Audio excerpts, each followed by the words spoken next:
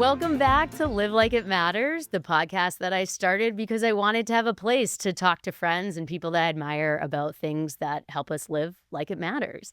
So I am so excited today to be joined by the queen of Mutha Life, Kari Selander. I messed it up. You crushed it, though. You got there in the end. Mutha Life, Kari Selander. We're not going to edit it. It'll be too choppy, Great. but that way you know that I know it. But I'm so excited because I was saying that we met through a mutual friend, Catherine, and we met for me to be a guest on when you were just starting your podcast. Yeah. And that was the first time we were in person. And we've talked a lot, and it's been a lot of time since then. But this is the second time we're together in person. I know, IRL. And I've been very invested in your journey on all things, including starting this podcast, really since then. Well, same. I have so many things that I want to dive into that I'm really excited about. So to start it off, see, I'm not even sure because there's a lot of things I want to start. Spoiler alert, everyone. I don't have cancer. No, but I do have an autoimmune disease, so that's cool.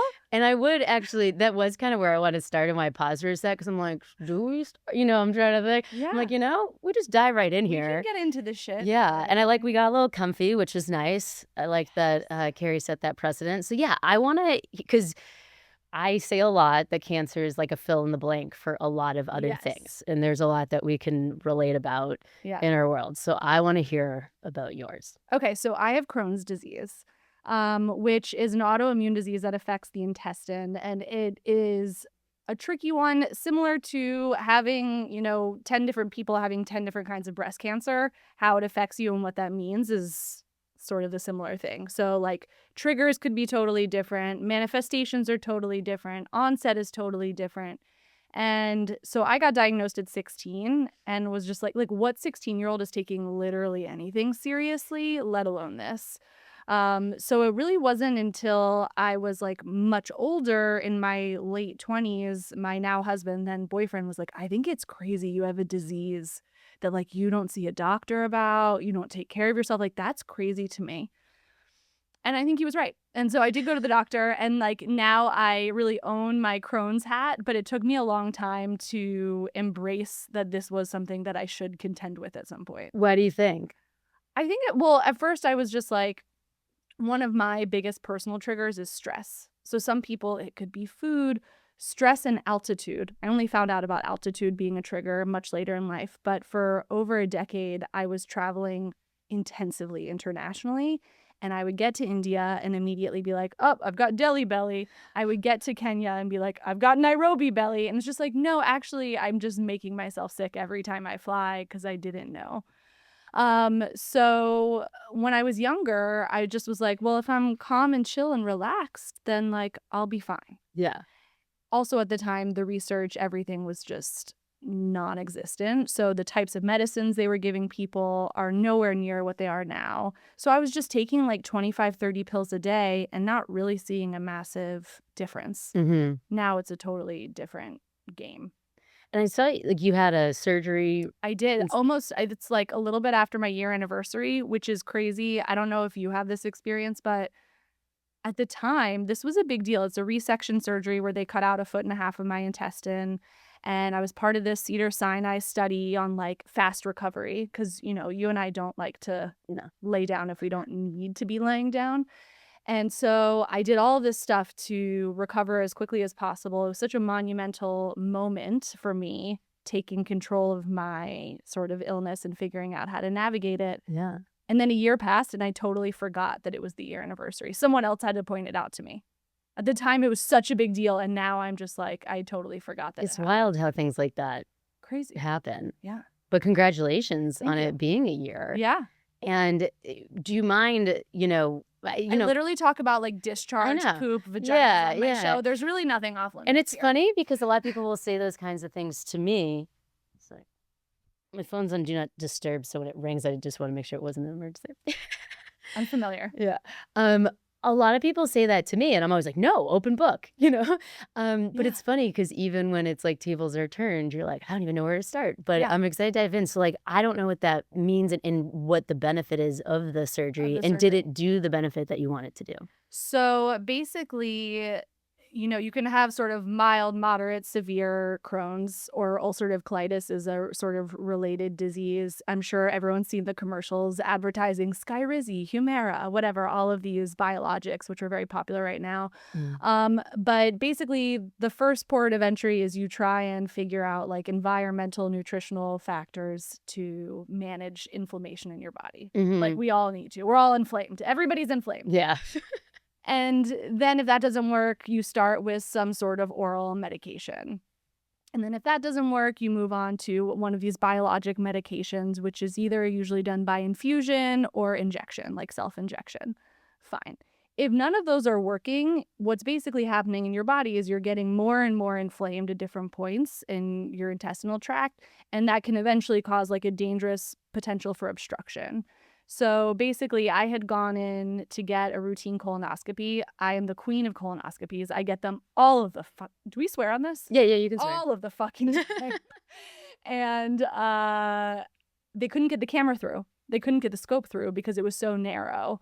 And it had been sort of narrow and stuck in this place for a long time. And it was just too scarred, and like no medicine was going to be able to respond to that because there was a scar there. Like a medicine can't take away a scar. So the hope was take that away, continue on this biologic medicine, and hopefully not have another issue for at least a decade. Broadly working, but like not working as well. I think it's really insane to ask people at the stage of life that we are in with young children to not be stressed. That is a crazy proposition. And that's the best way to relieve stress, right? Is to tell someone not to be stressed. Yeah. It's like telling someone to calm down. I'll show you what it looks like to calm down. So kind of an insane proposition and really not helpful. I mean, I do all of the things. I breathe. Yeah. I work out. I mean, I've really gotten into working out as part of this. I have like a total overhaul nutritionally. I'm doing it all. And also, I still have young children at home. So unless, like I've said, like, and you're a human, medicate me. Yeah. Give me the good stuff. Like SSRIs are not apparently good for people with Crohn's disease because they can cause more inflammation. Great. What is it? Is it weed? Is it psychedelics? Like whatever it is, just give it to me and let's calm down. Yeah. I'm happy. But like just telling me to do it is not useful. So I think, it's a tricky time to have had the surgery and then also have to be super chill because I'm not chill. I thought I was chill, but I'm not chill. In a fun, not chill way. I'm super fun and not chill. So the surgery was reactive because it couldn't go through. So it's not something that like, I don't know what I'm looking for here. It doesn't like make your baseline any easier. It was just fixing something that. Well, the hope was that it would have. Okay. The hope was that like similar to, the terminology, there's also remission with Crohn's. Okay. I have never been in remission in my since I was 16. I wish in 16 years since I was 16. And the hope was that this would put me into remission. I think like with my current inflammation markers and stuff like that, I don't think I would be considered in remission yet. I have another fun little procedure coming up. I'm basically Gwyneth Paltrow.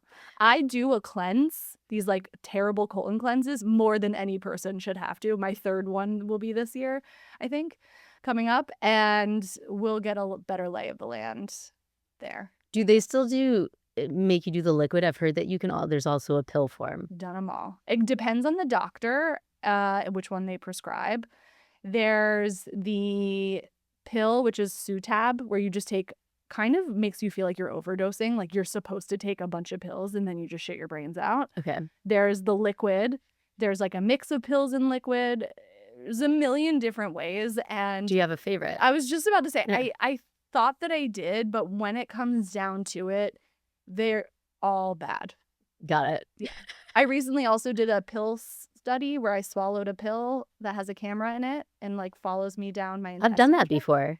That's a really trippy experience. It was really, you had like a thing you carry around all day, right? Yeah. 17 million people on TikTok also thought it was fascinating.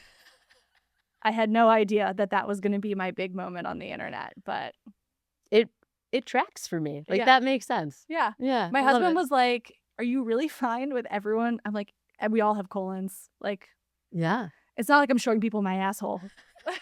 It's just my colon, you know? Well, and it's like, really, you're like a tech influencer at this point. I'm It's like basically, science. yeah, I'm basically a science communicator. Yes. A science communicator. Me and those girls who went on the Blue Origin flight, who are all astronauts now, we're all science communicators. So not the flight with Katy Perry on it. No, No. but I guess she's a science communicator now too. Okay. Is that a term? Like Yeah. science communicator? Yeah. Huh. There's, I think it's the Space Gal is one. She's I like her a incredible. lot. Yeah, she is a science communicator. Okay. Yeah. Thank you for teaching me that new term. You're welcome. You too can be a science communicator. Yeah. I think you Something should probably have some sort of sciencey credential that I don't have, but Yeah. Well, that's how we keep things nice and turbulent. Yeah. Here. not a medical doctor. I am a doctor, but not a medical doctor. Yeah. Okay. So alongside this chronic illness that you live with, career-wise, walk me through that. Career. Okay. So my first job out of college was at CBS News. I was a desk assistant in New York. And where'd you go to college again? NYU. Yeah, East Go Coast. Violets or Bobcats. I don't know. I None feel of like these. NYU's not known for their Athletics mascot. program? Yeah, no. The Bobcat thing that they've renamed the mascot after is literally the library cataloging system. That's what the mascot is named after. So that should tell you enough of what you need to know. But wonderful place, dream school for me. And all through college, I was interning at different sort of news outlets, including the news show of record, which was The Daily Show with Jon Stewart. That's where we all used to go to get our real news. Yeah. And so I interned there at 48 Hours, which is a show on CBS News. And then I interned at CBS News Radio, and then I started working in radio. That year that I was working there was the year that Twitter came out.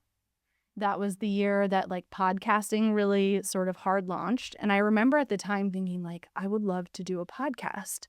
I was early 20s and I was just like, what am I going to talk about? Yeah. And anything I wanted to talk about would have immediately just eroded any credibility of me ever getting a real job. So I didn't do it. Like dating in New York in your 20s, like fun stuff. Mm-hmm. And so I just kind of parked it. That was in 2007-ish.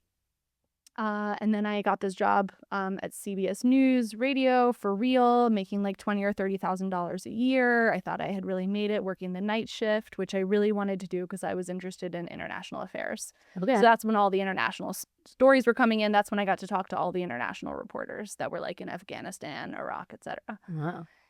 And after a year of that, I was like, I want to be a reporter, but you can't be a reporter in New York when you are that age and you don't look like a Barbie, because turns out don't look like a Barbie.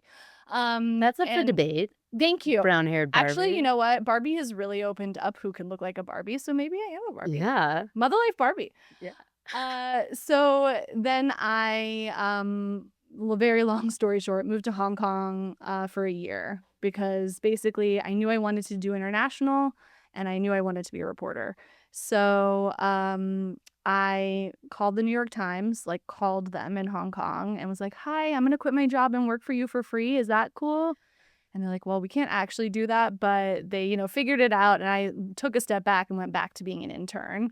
And I think I got paid like $600 or $700 a month. But I was working for the New York Times in Hong Kong. So yeah, I did it. I got my bylines. I got published in the New York Times. That's amazing. And as I was there, I was getting more and more into international affairs and like how economic activity was affecting the environment. Because when I was there, it was the financial crisis and the air quality was incredible because all of the factories were closed. And so it was actually this like very visceral experience of saying like, wow, the choices we make really affect our natural environment. Mm-hmm. So worked for a couple of other publications, but decided ultimately I needed to go back to school to really be a good reporter. And then I accidentally took like a 10-year detour in public policy, living in the UK for most of that time and sort of traveling internationally monthly, mainly in sub-Saharan Africa, advising governments on public policy reform. That was all really serious. Wow. But then also fucked up your stomach. Fucked up my stomach. Or I was like, it was just like reminding me that my stomach was fucked up. And during that time, I just kept getting more and more serious. I wanted people to take me seriously. And I did enjoy the work. I did enjoy the travel. But like there was this big like showman piece of me that was kind of missing. It made me really good at my job, actually, in terms of engaging with government officials and stuff. But the creative piece, was sort of replaced with hardcore academic research rigor. So funny because I only know you as so like funny and fun and outgoing and Thank you, my queen. Yeah, but a guy that got buried for a while. And it was a little bit my shtick. I was working for a British company and I was the American for most of my time there. Yeah. And so like I did all the business development. I did all of the like hardcore networking stuff with American clients because I knew how to talk American, basically. And it was a great chapter, but after having moved back to the US, still working for them, COVID happened and I was pregnant. Turns out traveling internationally when pregnant during a global pandemic is not recommended by doctors. Mm-hmm. And so pretty much overnight, my husband, the starving artist who had been trying to make it in TV and film for a decade, sold a script that would forever change our lives. And at the same time, I went on maternity leave and like nobody gave a shit about me anymore. And that was a really tough pill to swallow. I went from Dr. Kari Selander to mom. How's breastfeeding going? Are you sleeping? What's the baby up to? And it's just like, does anyone want to talk about foreign policy? Like, should we talk about the latest research? Nobody gave a shit. None of us are smart enough, really, to... No, that's not true. I think it's just, it's really easy to default into this like common area of like what our kids are up to, whatever. And it was really lonely. And that was kind of the genesis for the Mutha Life project. Was the more I talked about how my identity had sort of disappeared and I hadn't signed up for that, the more I, heard from other parents, not just moms, like dads also have this big change that happens to them, a sense of pressure that they're putting on themselves about what their job and role is supposed to be. Everybody is just in a new spot, and we all said we wanted this, but also never really appreciated the implications. And so the pod started as a blog and then turned into the pod. And so I finally had that podcast where I had something I wanted to talk about. I mean, and over like a decade in the making, because you were saying how when that came out, you were like, oh, I'd like to do a podcast. Yeah. I am famously always 5 to 10 years behind the curve on something. Like when I was doing my doctorate, I was doing oil and gas policy, knowing full well that the future was renewables. But like that's what matters in a lot of low-income countries is still oil and gas. So I just, I'm always comfortably behind the curve. I mean, but it's intentional. It's because you're sticking with what matters to you. Yeah. Yeah. Which I For love. now. Yeah. For now. Yeah. For now. But I'm more and more comfortable with the idea that can change. So yeah, and then I have a day job. I'm the COO of a movie ranch. Do you know what a movie ranch is? I don't think so.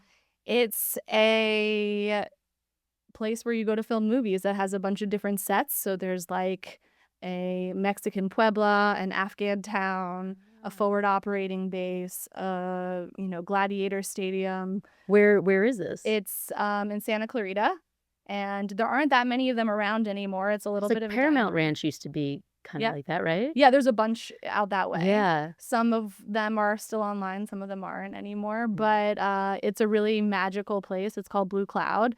It's like 300 acres of playground for creative people. It's really a special place. Wow. Yeah. That's really cool. So is it mostly, I'm sure it's mostly like movies and TV, but are there some unexpected like shoots that happen too? And things that happen. So like Bear Grylls a long time ago had a like sort of Tough Mudder type competition there. A lot of commercials get shot there, music videos. We have literally just like a pile of cars that have been blown up a million times. Occasionally a helicopter will get landed there. All sorts of stuff that you were like, what is happening today? That sounds exciting. Yeah. COO of something like that, is that that's different, right? From what you like are used to doing in a day to Yeah. day, It right? takes like the same sort of consultancy skill set that I was using over a decade, the sort of the strategy, the problem solving, the sort of basic business acumen, and Mhm. applying it to a new set of problems. Filming in LA is really down. Filming globally, but especially in LA, is really down. And so we're at this interesting point where we want to keep this creative space alive and thriving. Yeah. And also, we have to figure out how to continue to have a viable business. So it's a really interesting time to have this kind of job. Yeah. Well, it's like mission driven, which seems like your jam. So, Yeah, it's really hard. In my sort of when I was doing my doctorate, there definitely were offers from like oil companies and stuff. And I couldn't tell them to get fucked fast enough. I mean, I would have a way fancier clothes, but I would have bought some shit, people. And ultimately, I still have to live with myself. yes, yes. And that's important. Turns out we have to live with ourselves. Yes. I mean, I think it's amazing though how everything you've done has evolved into like more and more of being true to what you enjoy Yeah. and yourself. Because now, how long ago did you start the podcast and how many episodes in are you? We are, as of today is Wednesday, which is Happy Pod Day to us, is 66. And I haven't missed a week since. So we've been on air for 66 weeks. And you say we, but you've done everything. Yeah, that's true. But yes, and, like how I get guests, Yeah. people recommend, refer. My amazing friend Sam, DJ So Super Sam, like she helped drive the kind of creative visual vision for the pod. There's so many people who have played a role in making it this thing. It's like motherhood. Takes like a village. It really, really does. Yeah. And it's like an intimidating thing. I don't know if you felt this of like, does the world really need another podcast? Oh, that's like verbatim what I Yeah. And I guess the answer is yes, in the sense of like the kinds of conversations. I love Good Hang with Amy Poehler. Oh, me too. I love Wiser Than Me. I love Smartless. Like I love all of these podcasts. And also, it's not exactly the conversation that I would have liked to hear at a certain stage. Or I needed to hear, I guess I should say. Yeah. Yeah. Well, it's kind of like, I mean, we're always creating new TV shows and things like that. Yeah. And now podcasting is kind of a part of our lives in Yeah. a similar way. Yeah. What's your goals with the podcast? I mean, ideally, we are, fingers crossed, dotting I's and crossing T's on our first advertiser. But like, this is a business proposition for me. This is not a hobby. It takes way too much time to be a hobby, way too much focus and strategy. But the goal is to have this as a going concern, largely listened to show that people are tuning into and responding to. And it has like this complimentary Substack. It's kind of a community with the podcast, and the episodes every week is sort of the core for conversation. It's sort of like a book club, but podcast club. I love that. Yeah. I feel like there probably hasn't been an episode that I've recorded, like a conversation with a friend, where the word community hasn't come up. And it seems like that's like the common thing that in most things that we do or feel driven to do, it's because it's like bigger than just us. Totally. I mean, I think in general, there's this cliche, obviously, that we're all more connected than we ever have before. And yet so much of that connection is meaningless because either you're tuning into something that is so beyond your means and your life that it just makes you feel like shit. It's so different to your experience that it's really alienating. Or like it's very polarizing. A lot of the most addictive content makes us feel bad because we know we just keep consuming more of it. And so I think that people are really genuinely looking for honesty, authenticity, and to find people that they can vibe with. And then there's that consistency of versus content that we get fed, you know, in small bites. With a podcast, once you find out about it, then you listen to it and you kind of know, like, well, I like listening to Amy Poehler interview other people. I like listening to Kari talk to other moms or dads in these topics or things. And it's like you build that kind of layer of trust. I mean, I think that way with content too. Like, I'll mute things that I don't want to. But you are a the- machine. Like, you are a little genius in terms of how much you create and put out is bonkers to me. I mean, we already know you're like an overachiever, but like, it is, the amount of stuff you make is crazy. Well, I appreciate that. It's funny because one of my goals, like going into this year, is to like actually take a second because like even so the podcast Yeah. kind of like in something I just really wanted to do, and so I decided to just do it. And there's a lot of other things happening, so even as I'm pumping out this content, like I've delayed posting about episodes the past couple of weeks because I felt like I was posting about too many things. Right. And so some of it, it's like so fun. And we have this backlog of so much, even just with the nonprofit, we did like a big blippy day. This was over 2 years ago.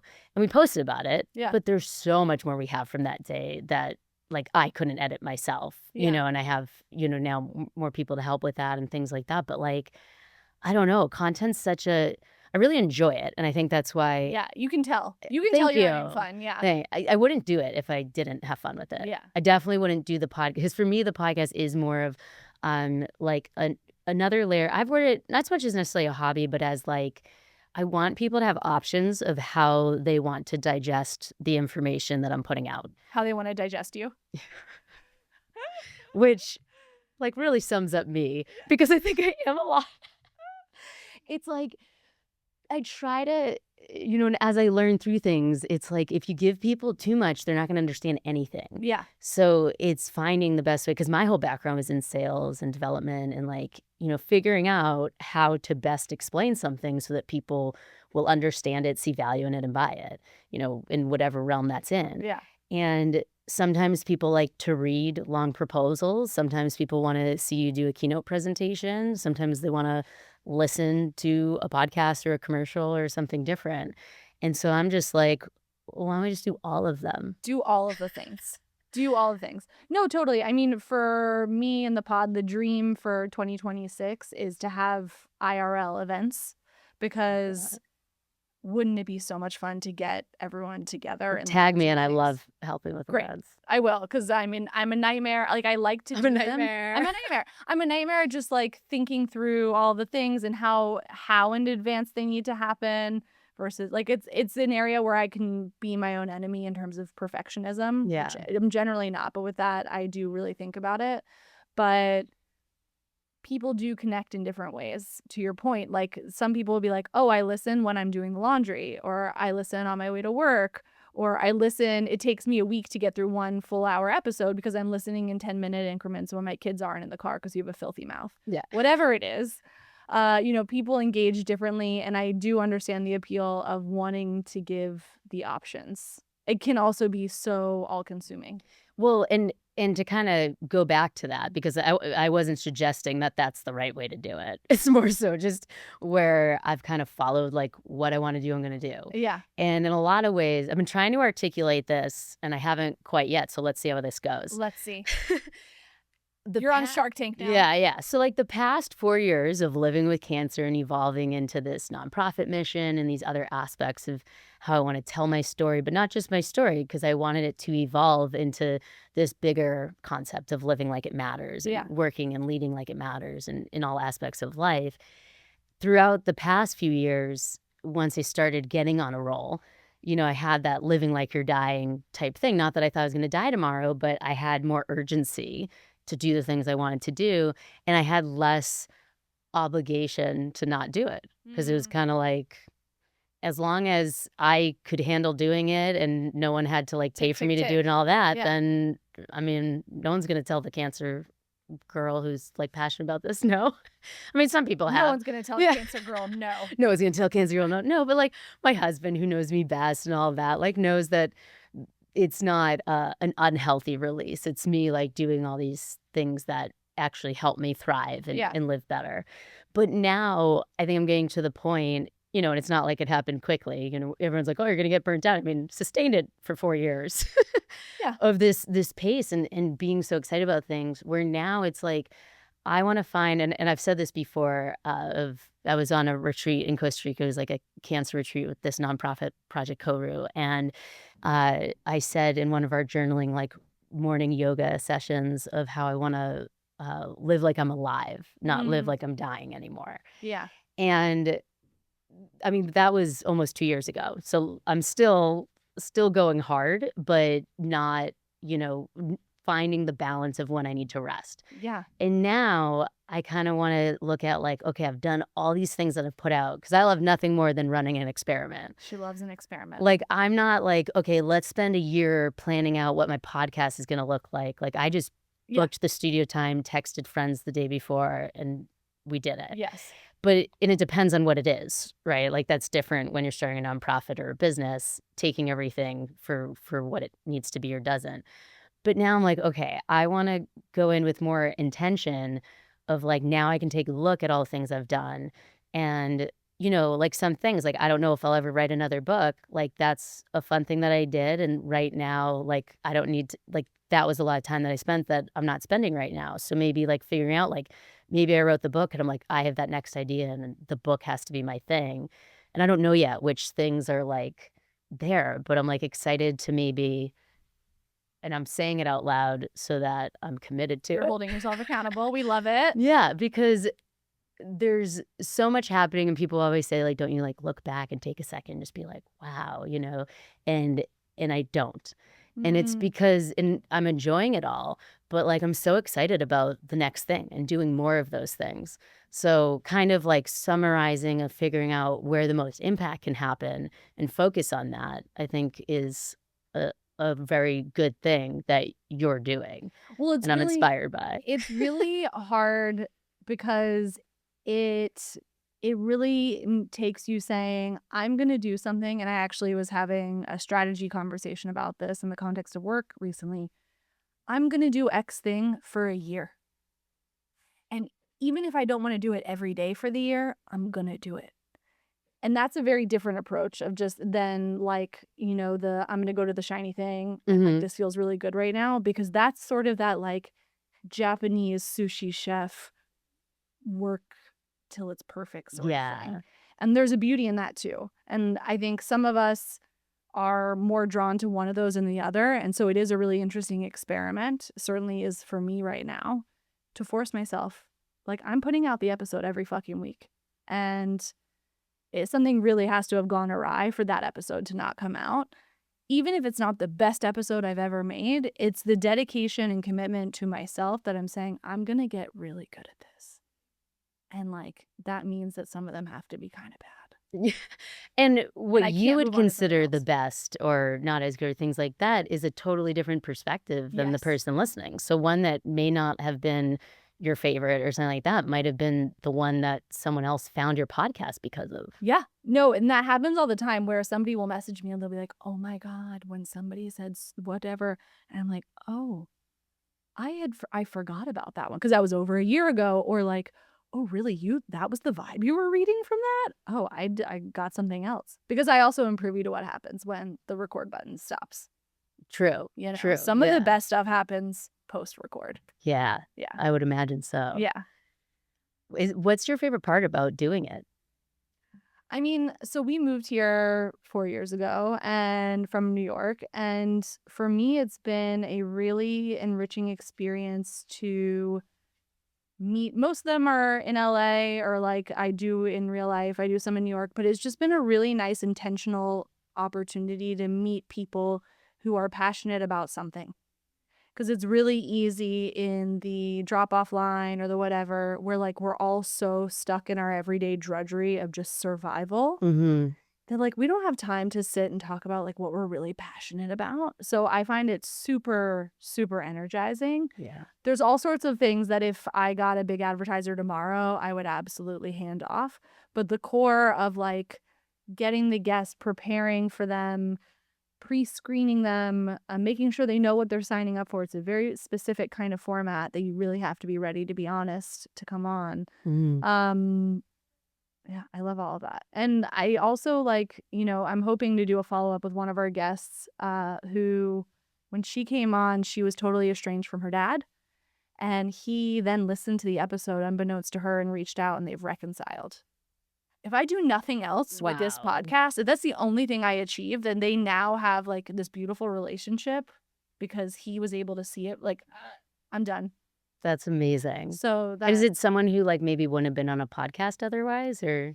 yeah, I mean, she's not like massively publicly facing. She's like extremely fucking cool and in that world, but I don't think she's out there like doing loads of press in and of herself. Or just, like, sometimes too, the conversations that come up, I love, like, being a guest on something where new topics come up, or, like, I've really enjoyed, being a guest on podcasts more about grief lately than, like, I still obviously Yeah. talk about cancer all the time, but, like, there's other areas where things will come up that you're like, "Oh, man, I didn't even think about how much I'd like to discuss this Yeah. or dive into that topic." And let me say, I do really appreciate that you were so open about your brother and thinking about him and remembering him recently, because I was like, you know what? I really wanted to see this from Elissa. I didn't know I needed to see it, but I actually am, because you often tell people, like, sometimes thriving is taking a nap or whatever. Mhm. But I don't think I've heard from you too much. Sometimes thriving is also feeling sad feelings. That's fair. So that was actually something that I was like, okay, new dimension unlocked. I really appreciated it. Oh, thanks. I'm glad that I did get a lot of feedback that resonated with a lot of people, Yeah. and, a lot of the reasons why some of those things I'm not as open about is because, this was the 10-year anniversary of my brother's passing, but, him passing affected a lot of other people than just me, Sure. and it is an odd, like, it's definitely a difficult role being a sibling when someone passes, because everyone's asking how your parents are doing and Right. everyone else, and, and that's what That's so interesting. support groups and grief stuff is good for. Yeah, like, I wouldn't have recognized that without went to a grief group at our house, Yeah. around Woodland Hills, that was specific for, you had to have had a loss within a certain age. Like, it made it specific enough that you feel, like, seen by the Yeah. people around you. And, yeah, I never really thought of that, but it's like, yeah, it wasn't my story to tell. So when I got diagnosed, it was like, this is my story to Yeah. tell. You own the rights to this I own the story. rights to this one. Yeah. And I knew that there were some things, like, initially and probably even now, that, like, might make, I don't want to call out anyone in particular, but, like, people less comfortable than others, like, who aren't as open online in my family. But, like, it's just, that's what felt right to me. And I'm so glad that I did that. Um, but yeah, like, there's so much unpacking with, like, my brother's past. And I feel the need to clarify it now, because I don't want to, like, gloss over people just assuming maybe he died of cancer or something else. Like, my brother died of drug addiction and had an accidental overdose, and it was in a time of his life that he was doing really, really well. Yeah. And so it was very unexpected, but it's a struggle and a disease of itself that I still have a lot to learn about. I've learned so much more through my friend Dee McDermott and his, like, sobriety and all of that, and that's made me feel more connected, I think, to it in a way. Yeah. But, like, there's all these things about life that we don't talk about. This has come up so much too in other conversations of, like, when we don't talk about things, a lot of other people might be going through it and we just don't know Yeah. because we're not telling each other. Yes. Just like parenting. Yes. And like, I feel the need when because you're in a unique position in the sense that, like, you are publicly facing, you are sharing your life and your story with the world. You said it's not your story to tell. Well, you as a sibling who lost your brother, like, that is your story to tell. And also you're like, I don't want to make it a me thing because I have this platform. But, like, I think there needs to be this thing where at the same time, everyone needs to listen to you and say, like, this Elissa has a platform, so she's using it to share. Rather than, like, Elissa must not think that anybody else in her family cares about that. It's like, of course you think they care about that. Yeah. But, like, they just have a different job than you.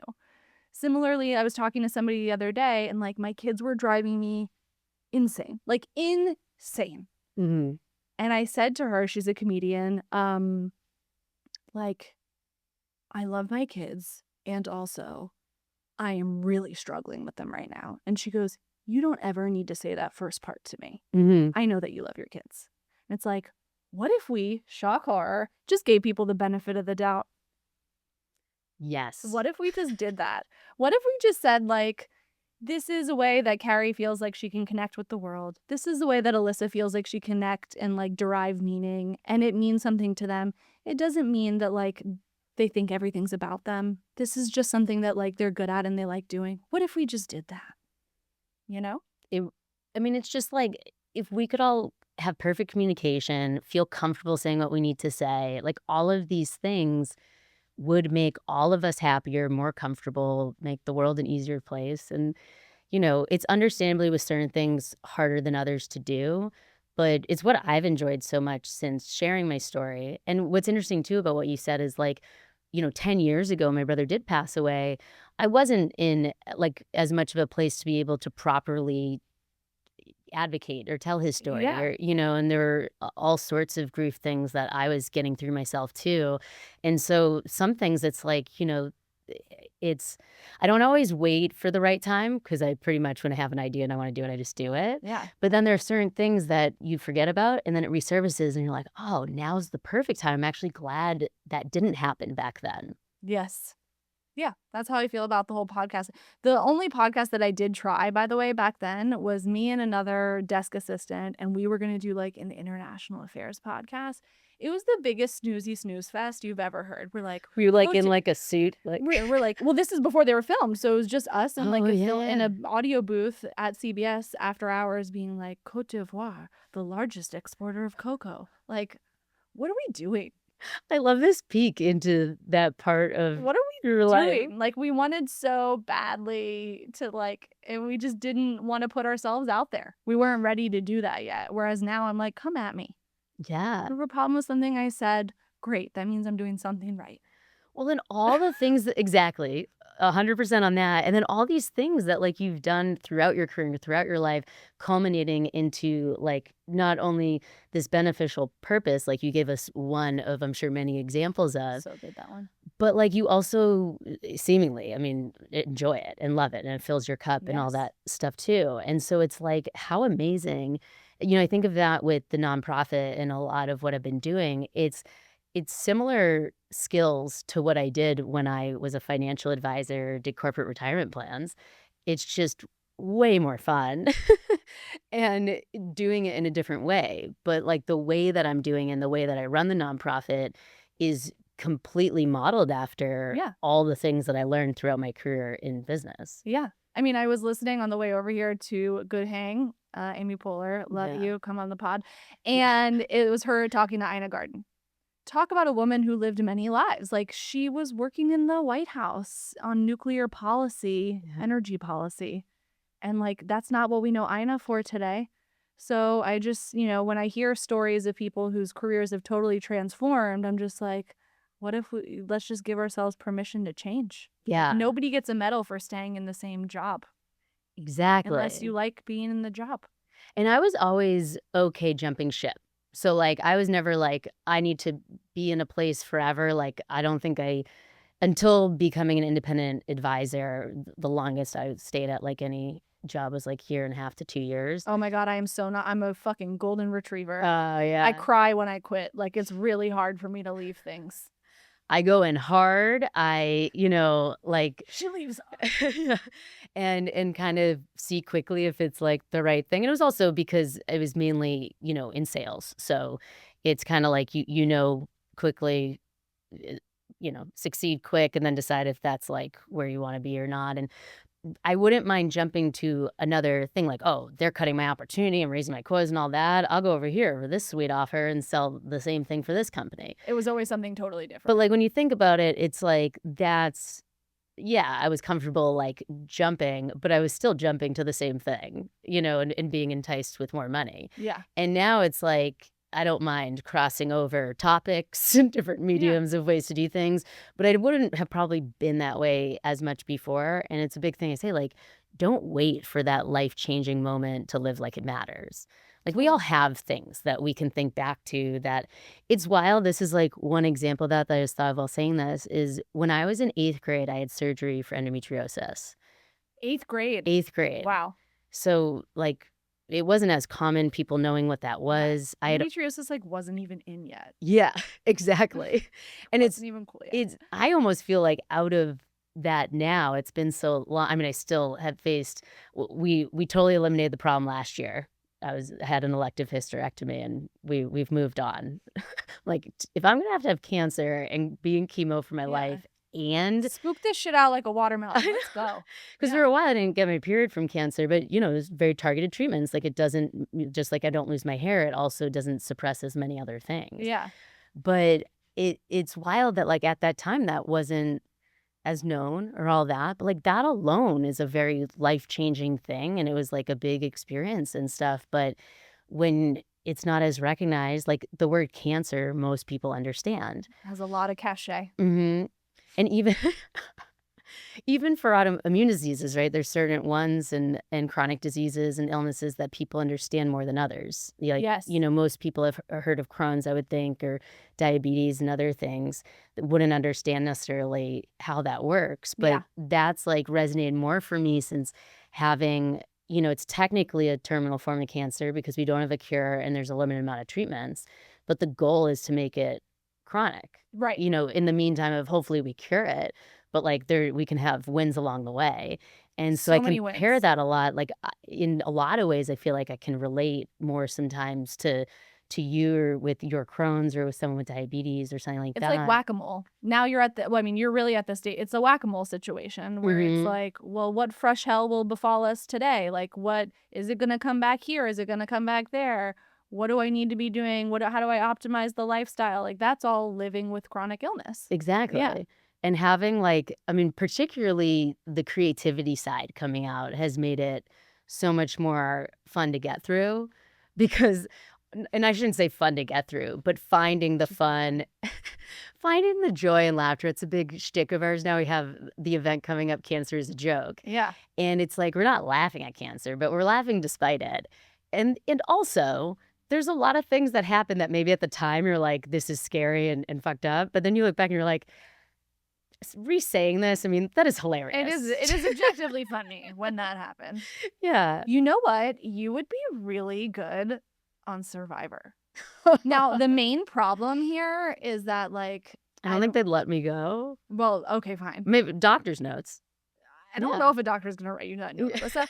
But I feel like the secret hidden gem of somebody on Survivor who always does really well is somebody who has a background in sales, and then they never tell somebody that they've done sales. They make up another job for themselves because salespeople are really persuasive and good at getting what they want. So I just think we should maybe add that to a bucket list somewhere. Okay. Well, my friend Rob Sesternino and Nicole Sesternino, Rob has a podcast called Rob Has a Podcast. Great name. That was unintentional. He was a finalist on Survivor back in 2005. You gotta pick his brain. So he's known, and he's actually on the season coming up of Traders. He's known as he was really the first one to bring in tactics and strategy and manipulation. The first villain, if you will, but not really people have definitely outdone the villainness of it. But he was smart. He's considered the smartest guy on reality TV. And I think of that and I find that piece so interesting. I want you to text him today and say, some crazy bitch was just on my podcast and she thinks I should be on Survivor, even though I technically probably shouldn't be. I feel like Rob would be totally agree. Don't do that. You'll probably end up really sick and die. Yeah. You should probly take his advice. Yeah. But I think. But we're not ruling it out. We're not ruling it out. Not at this moment. I was always very adventurous. You're athletic. You've got a lot of the prereqs. Not eating for a long time, though, would definitely be hard. Yeah. We'd have to really prep for that. Also, your daughter would just be like, what are we doing now? What are you doing now, Mom? She sees me live. She sees me live. Sees you live. Yeah. Yeah. God. I haven't told many people this, but early on, so I was binging Big Brother a lot during chemo, and I submitted a video for Big Brother, and the producers did call, but they were kind of like, would you really want to do this? And like also like logistically, I have to get an infusion every 3 weeks. So it's like, how would that work? Because Yeah. you can't leave and all that kind of thing. But the idea of it, I think is so like interesting. It can also end very poorly for you or Sure. great depending on how they produce you I was about to and say how you respond. how much the editors like you. Yeah, exactly. But it was a fun moment of the idea. But you have to be potentially available for 3 months, and so I wouldn't Yeah, leave that's a LA for tricky that. one. And would also just not because I feel like we do have to wrap up soon. But just as a note on this, I did reach out to my friend Rob at that time and asked him some questions about it, and he was like, I think you would be great on it and you would have fun on it. But he's like, people are really hard on moms. Like when you and it makes a lot of sense, That's super interesting. And you know. I could totally like people meaning viewers. Viewers Yeah. of, like, it's different from a dad leaving the family for 3 Sure. months, but a mom leaving for 3 months. Wow. Yeah, and that And that, folks, is the impossibility of balancing ambition, identity, career, and parenthood for women. thanks for coming to our TED Talk. Thanks for being here, guys. Yeah, this was so fun. This was so fun. I know. Let's Yes. do this more often and also, like, get lunch and stuff finally too. We can get lunch. Yeah. I eat lunch sometimes. Okay, good. Depending on where my stomach's at, Okay. you can relate. I love this. Well, thank you so much for being here. Thank you you for for having me. spreading all of your creativity and Yes, you guys. experience with the world. I know. I feel like I know so much more about you now. It's really great. And we'd only scratch the surface, baby. I know. There's more to come. Let's keep going. Let's keep going.